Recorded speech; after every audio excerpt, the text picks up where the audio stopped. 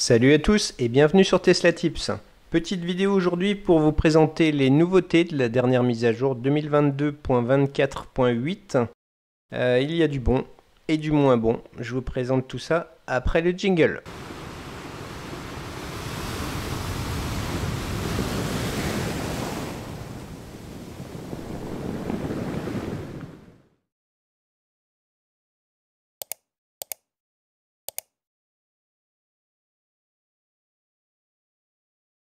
Première mise à jour sympa, la synchronisation des profils Tesla. Cette nouveauté nous permettra de transférer tous nos paramètres et préférences d'une voiture à l'autre. Deuxième nouveauté, le positionnement à 3 endroits différents de l'angle mort, plutôt bien et attendu. Nouveauté suivante, la circulation sur itinéraire. Donc maintenant le trafic intense apparaît sur le tracé de la navigation. Et enfin, le profil conducteur. Maintenant, tous les favoris, musique et itinéraire seront rattachés au profil.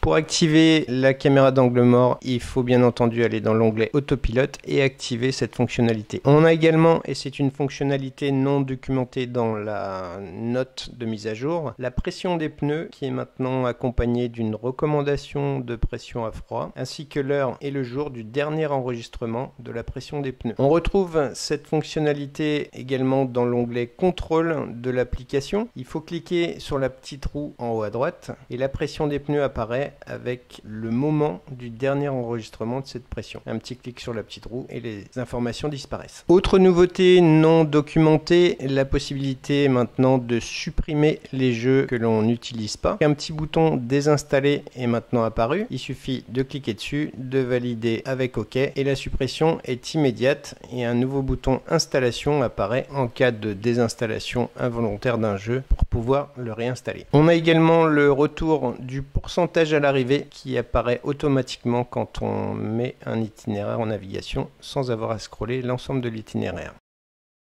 L'information trafic en navigation apparaît maintenant sur le tracé bleu directement et non plus à côté, et il apparaît sur notre voie de circulation, c'est-à-dire que si le trafic est dans le sens opposé, le tracé restera bleu et ne nous indiquera pas de trafic sur l'itinéraire, donc beaucoup plus précis qu'avant. La nouveauté graphique attendue, le positionnement dans 3 endroits différents de l'écran de la caméra d'angle mort, en haut au milieu, en bas à gauche comme il l'était avant, ou en haut à gauche. Moi je le mets au milieu. Je trouve qu'il est nettement plus visible à cet endroit. Pas d'inquiétude, avec la caméra au milieu, les informations GPS passent sur le côté gauche quand on a un clignotant activé et reviennent au milieu quand le clignotant se désactive. Voilà, sympa aussi les clignotants dans le bandeau en haut.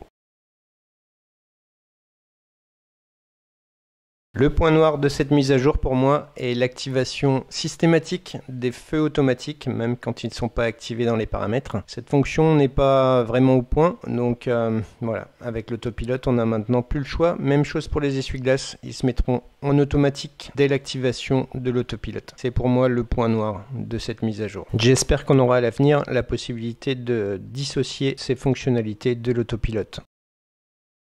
Voilà, c'est tout pour les nouveautés de cette mise à jour 2022.24.8 de chez Tesla. J'espère que cette vidéo vous aura plu et vous sera utile. Et je vous dis à très bientôt sur Tesla Tips.